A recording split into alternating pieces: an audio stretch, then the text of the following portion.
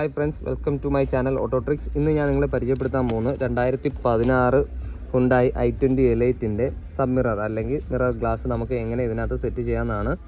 ഇത് ഒരു 2016 മോഡൽ വണ്ടിയാണ്. ഇതൊരു ചെറുതായിട്ടൊന്ന് ആക്സിഡൻറ്റിനകത്ത് തട്ടിയപ്പോഴത്തേക്ക് ഗ്ലാസ് പോയതാണ്. ഇത് എങ്ങനെ നമുക്ക് സെറ്റ് ചെയ്യാമെന്ന് നോക്കാം. ഇതാണ് അതിൻ്റെ മിറർ ആക്ച്വേറ്റർ. അതായത് നമ്മൾ ഡോറിനകത്തുനിന്നും മിറർ അഡ്ജസ്റ്റ് ചെയ്യാൻ നേരത്ത് പൊങ്ങയും താഴെയും സൈഡിലോട്ട് പോകുന്നതിനെല്ലാം സഹായിക്കുന്ന മെക്കാനിസമാണ് ഈ ആക്ച്വേറ്റർ.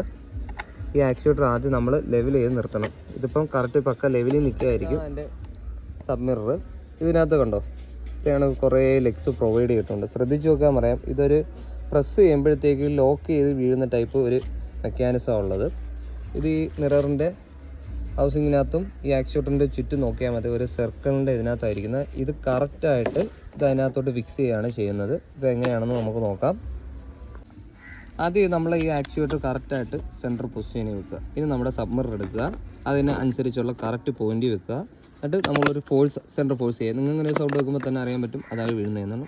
ഇടത്തോട്ടും വലത്തോട്ടും നേരെയും താഴെ നോക്കി കഴിഞ്ഞാൽ അത് കറക്റ്റായിട്ട് മൂവ് ചെയ്യാൻ നോക്കുക.